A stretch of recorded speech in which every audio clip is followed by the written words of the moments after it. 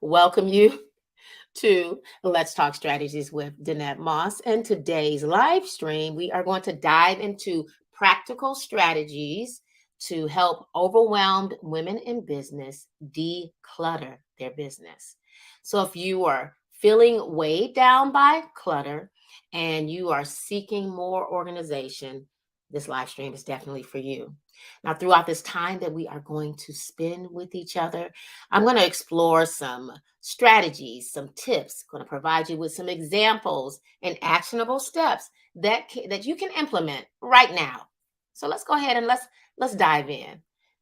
So to kick things off, first, let's get some understanding on the impact of clutter and how it can really truly um, take your business down the path that you really don't want it to go down. So when we think about clutter and how it impacts the business, clutter definitely affects your productivity. When we think about the productivity that it can affect the physical and it can affect the digital. So when we think about physical, when I walk into my office, if things are all over the place, including my desk, I'm all over the place. I can't focus. I can't think straight. A lot of people think that it's just the desk. But if you walk into a chaotic atmosphere and everything is all over the place, while you're trying to work, your mind is going to be, oh, I need to pick this up. I may need to pick that up. It's just not a good thing. You're all over the place. It's frustrating. And you just can't seem to get it together. Right. So you want to look at more than just the desk in the physical. You want to look at the entire environment, that office space. Physically, it needs to be together because it truly affects the productivity. Now, let's talk digital. In the digital space, I think about um, opportunities that I've had where I have agreed to go live with somebody. I have agreed to be a special guest on someone else's show. I've just agreed to do a lot of different things, but my digital space is cluttered and crowded. So now, because it's cluttered and crowded, I'm missing out on an opportunity. I can't find the emails because my emails are just full of just all kind of junk, right? I can't, I'm not showing up. I'm missing deadlines because the date is in the email. No, I can't find it. So much. When that digital piece is cluttered, it can really set you up to really look bad. You think you're physical, but that digital and you've agreed to show up for something and now you're not showing up. Talk about lost relationships, lost income. It's a bad situation. I'm extremely excited that I am utilizing my admin to even help me in that area, to help me declutter. When you declutter, you can create more of a calmer atmosphere for you to focus more on what it is that you're working on, whether it's something that you're working on for someone digitally or in your physical realm.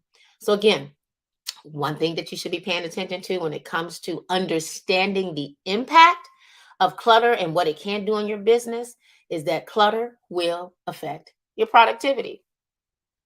The next thing that clutter will do in the business, it increases stress levels.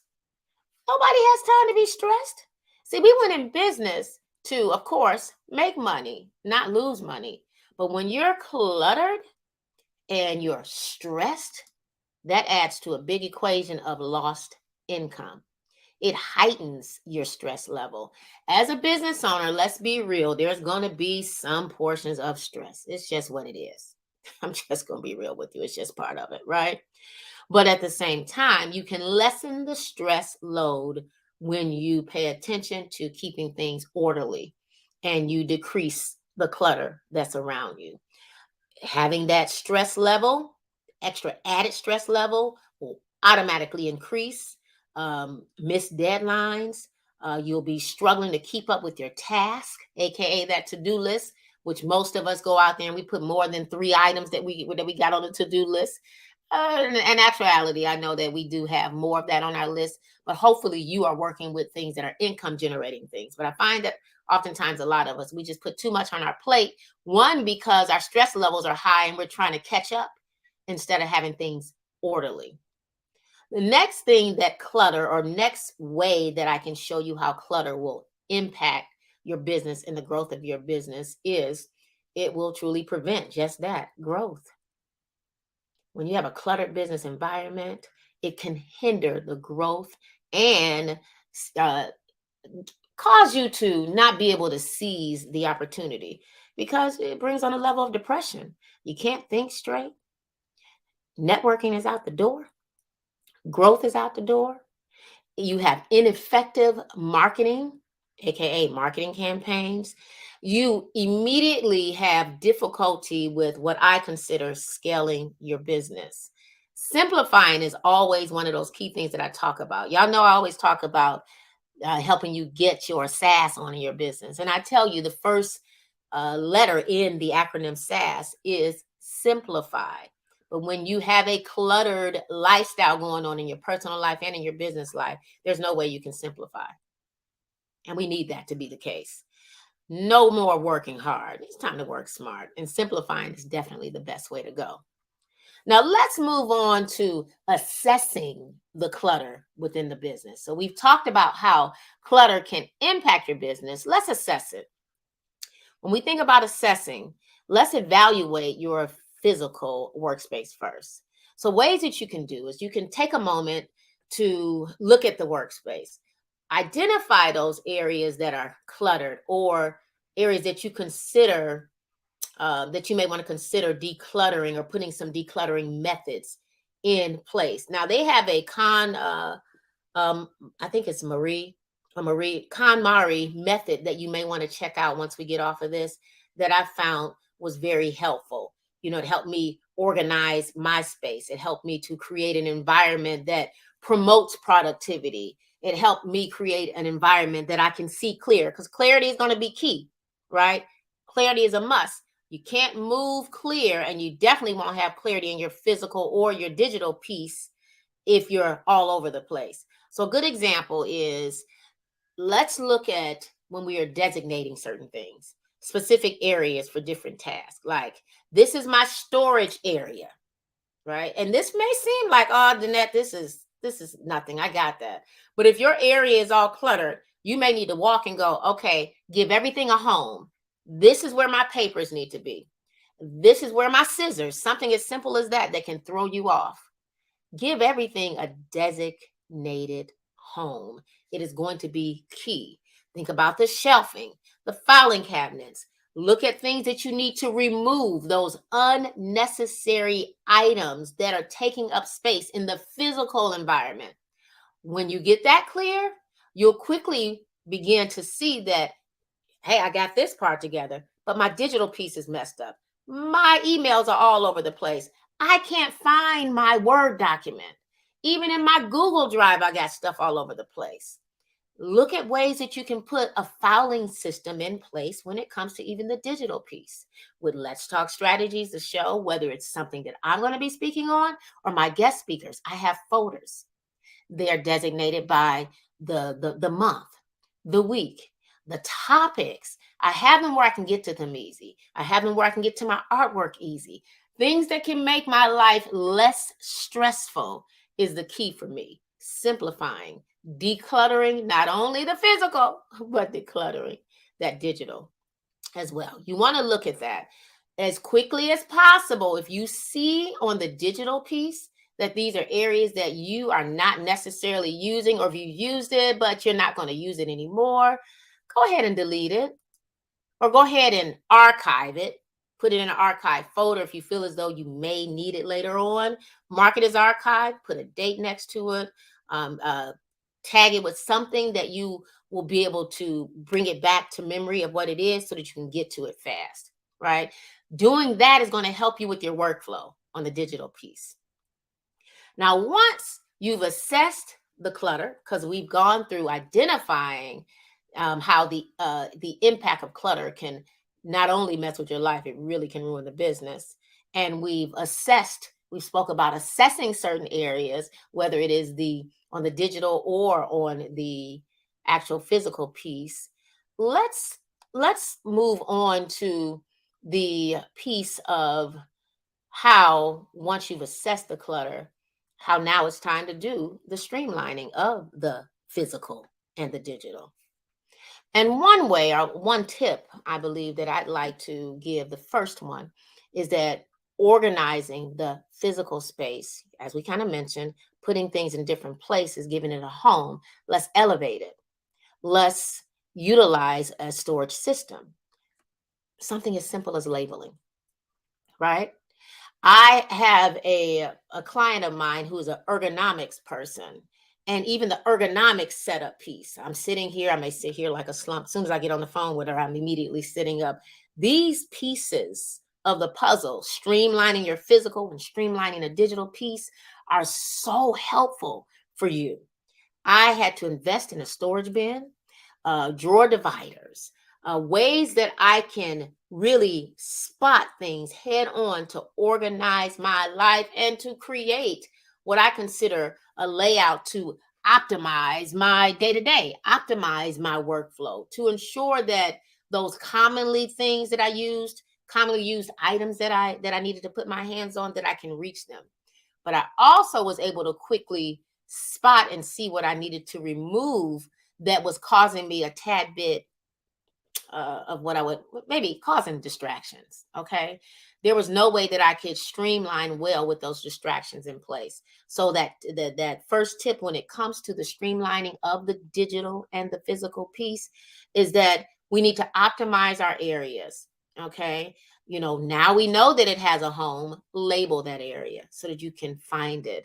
If you see that there's something that's there that you really truly don't need, get rid of it. Remove it. Remove the unnecessary distractions. When it comes to streamlining the digital piece, it's time to tackle it. You really need to stop running from it. I ran from it so long. Create those folders. Create the subfolders as well. Establish a consistent filing naming convention type system. Consider using cloud type places if you feel like your desktop stays pretty cluttered. Mine is kind of pretty cluttered right now. And we are using more of the Google format. We're using my Asana. I'll be kind of talking about that a little later as well. Utilizing places that you can have control and gain control of the chaos and give it a sense of order was key for me, and it's definitely going to be key for you. So consider utilizing those cloud-based storage services like Google Drive. I hadn't used Dropbox in years, but it's still out there. Some people like to use it. This is a centralizing type filing type system that will allow you to access your files from anywhere. And a lot of us do need that. So consider those areas. When you think about the digital piece of the puzzle, well, optimizing your digital tools is going to be key, right? Explore those project management software that I begin to mention, things like Trello and Asana. I really didn't really fit well with Trello, but Asana was my judge. It was an area for me to be able to not only see what it was that I had in front of me that needed to be done. It was also an area that I could give to my admin assist where they could spot things and could help me not be all over the place. There's also one of my fave ones, which is digital CEO systems. This is an all-in-one software that I chose to use because I was all over the place. I had Calendly, I had Dubsado, I had Kartra. I mean, I've had so many of them. When I looked up, the money was just bleeding because I was all over the place digitally. So for me, an all-in-one software helped better. And that may be something that you would consider. As a matter of fact, I'd encourage you to consider that when you think about it. Optimizing your digital tools is going to be helpful for you. When you think about not trying to figure out where you have something. Oh my God, did I do this in Dubsado? Or did I put it in Asana? And I still use Asana for my project management piece, but digital CEO system, not only are we scheduling our post, we're scheduling our actual blogs, our social media posts. The admin can go in there. I can assign tasks for her there. I can I have a one-stop place for me to communicate with people. So I'm not having to hop over to LinkedIn and the Facebook and the Twitter all over the place communicating with people. It's one spot. optimizing my digital tools has been key for me. It allows me to even automate best because I can now automate my repetitive tasks instead of having to do something today, stop it, and then start it again. Stop and start is not good. You got to put that business on rinse and repeat. So, streamlining your physical and your digital is going to truly, truly help you in this thing that you need to get your handle around, which is having that practical strategy in the business to declutter it, right? You want to get away from the overwhelm piece. We give ourselves overwhelm. Time is of the essence. It's time to stop that. It is time to give yourself a checkup from the neck up and get it together, girl. Reduce as much as manual work as possible as you can. So once you have effectively looked at ways that you can streamline your physical and your digital, let's look at effective ways that you can wrap your hands around something that I know the bulk of us struggle with. And I still struggle sometimes with it. And that's why it's always good to have some help and not do it all on your own. And that's this thing called time management. Effective time management is crucially important, and it is crucial in the decluttering piece of your business. So let's dive into some practical tips that I believe you can use that will help you with your time management. And the first one is prioritizing the task effectively, right? So start by prioritizing those tasks based on their importance and the deadlines. Okay. You can look at the Eisenhower matrix.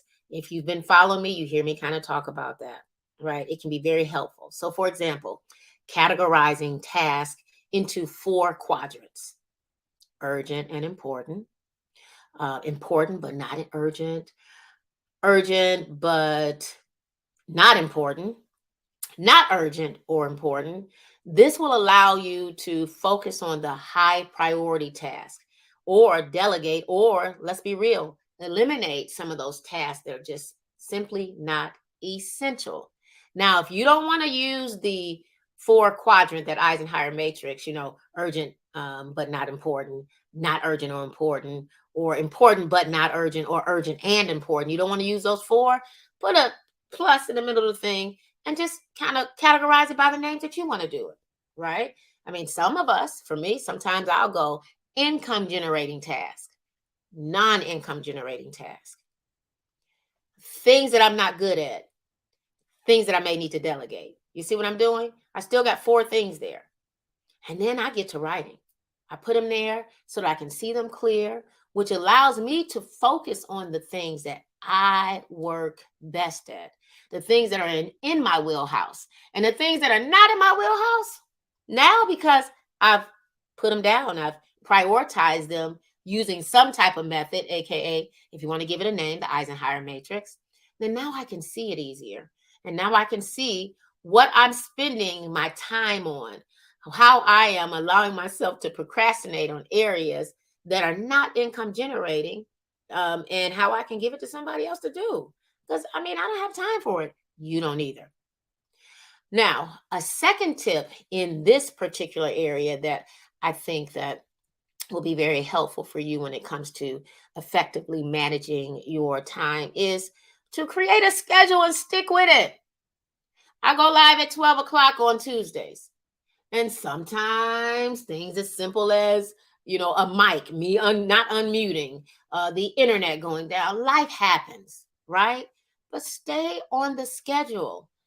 I like to just show up being myself because life is real. I deal with women like myself, women that have dealt with overwhelm, and working with them to redirect that overwhelm and put that business more on the rinse and repeat and take a systematic approach. So I like to just show you me in the raw, right? I like to show up with a schedule because if I don't show up with a schedule, I'm not showing up. So create a schedule and stick to it. So when you craft the schedule out, make sure that that schedule includes dedicated time blocks, okay, for specific activities, right? When you think you're going to go live, or when you not think when you are going to go live. We're not we know what we're doing. When you want to follow up with people, when you want to stop and organize certain things. What time do you want to have your meetings? What times do you want to have your breaks? Right? What times do you want to have your personal activities? Hey, I even get down to when I'm going to go out with the kids. Some people put their dates on there, dinner dates, all of that. Sometimes you may have to put that in to begin to create a systematic type of lifestyle. Now, keep some wiggle room sometimes, but don't let that wiggle room always be an acceptable way for you to kind of detour to that. When you schedule and you have systems in place that you stick to, now you're developing a pattern that you can stay on, so that when you start sliding off the pattern, you can easily see that you're off kilter and get yourself back on it. But if you don't have a schedule, one that you're sticking to, you're going to be all over the place. So allocate some time on that calendar or your planner, on your planner to organize your day. Look at those important tasks, those income generating tasks. Make sure you put that on there. Give yourself some allocated time for your breaks, your personal activities, put them on there. For me, I blend my life and my business together. I can't have it separate. I used to do that. And I was missing things because I had a personal calendar and I had a business one. I put it together because the day in the life of a mother of five, grandmother of five, a wife, running a business, just life. I had to put it all together. Life and business for me was best to blend it. I encourage you to do that as well so that you won't miss those things that are extremely important. Me doing it that way helped me, one, increase by setting up a schedule. It helped me increase my productivity, and it helped me reduce the chaotic frustration, the sense of overwhelm in my life. So having a schedule and sticking to it is definitely, in my opinion, a must. Now, tip number 3, when it comes to the effective time management, how important it is in the decluttering phase of your business, is to delegate your task strategically. Y'all know I'm a strategist. I'm going to talk about it. Reorganize or recognize, pardon me, the importance of the delegation in your life. Identify the task that can be outsourced or assigned to someone else. You don't need to do all that on your own. You can't do everything. That's the biggest problem with us as business owners. We tend to think that we can do it all because we don't trust people. When in actuality, we're not trusting ourselves. So we want to hold everything close because we don't want people to see different things. Girl, if you don't go ahead and delegate that to somebody else, give that stuff to somebody else so that you can work on the thing that you work best at. So think about, how you can virtually assign some things. Get a virtual assistant, get a freelancer, make sure that you've documented this stuff though, right? So that you can give it to them so that they are working on things in its most effective way, right? So even when you delegate things to people, you need it to be documented so they'll know what it is they're starting on, and they'll know what the endpoint, they'll know the expectations. You have the expectations, you know what they expect from you, and you even know what they expect for you to give to them so that they can complete that task in a timely fashion. There's so many different project management tools that I talked about that can help you in that. Digital CEO systems. You can give that person a login where they can do stuff and you can keep up and see what they're doing. You can sign them into Asana. There's so many different ways that you can do it where you can stay on top of managing and everyone is on the same page, right? All your team members are on the same page because the tasks have been assigned. The time frame is already addressed. You've spoken about what your expectations are. You know what they expect for you to provide to them so that you can stay on top of these things. So delegating is definitely going to be key. This is going to free up your time to focus on those high valued activities that you need to be focusing on. And it'll allow you also to allow others to be able to contribute in their expertise.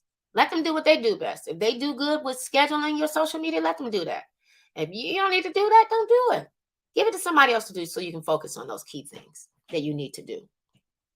Now let's talk about I believe we're kind of approaching the last strategic or strategy that I believe you need to consider, and that's embracing minimalism and letting go in your business. Don't be so stop doing the most, for lack of better words, right? Identify those things that truly matter. Stop adding unnecessary stuff to your plate. Take a moment to reflect on your business goals and the values of the business. Identify those tasks and projects that align with your vision and bring that significant value to it. When you start identifying these things, you'll quickly be able to see the clutter and the junk that's in the place, the things that's causing you to procrastinate that really, truly don't matter, right? As you do these things and you align them with your vision and making sure that they bring significant value, AKA that thing that's going to be some income generating type of things that you need to focus on, you will be able to let go of those non-essential tasks that don't contribute to the growth of your business. We're in business to grow. So you want to look at those things.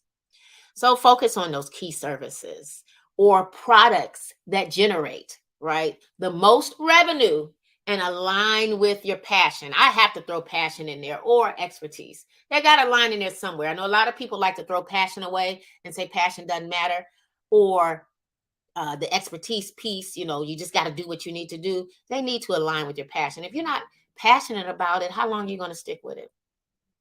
You're not. You're going to be all over the place.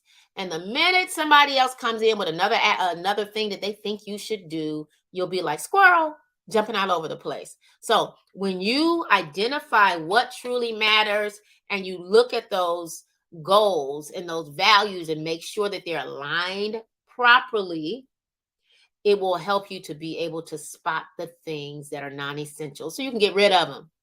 Get rid of them or put them in the pause category. I talk about keeping it, pausing it, delegating it, or scrapping it. They may be something that's still good, but you may have to pause it for a minute. When you identify those things, it really will truly be helpful for you. So again, letting go those non-essential things, continually looking at some of the things that you need to look at, looking at if they're aligning with your goals or if they're causing you to procrastinate. Use a SMART methodology, specific, measurable, is it attainable? Look at that, add that in there. I like to deliver foundational things and help you with the fundamental things that you can really, really, truly use in your business. Oftentimes we try to skip past that and we will have to end up coming back to it. Look at those things. If it's easier for you when it comes to embracing the minimalism piece of it to hire someone else, well, then do it. Hire a social media manager to handle your social media presence.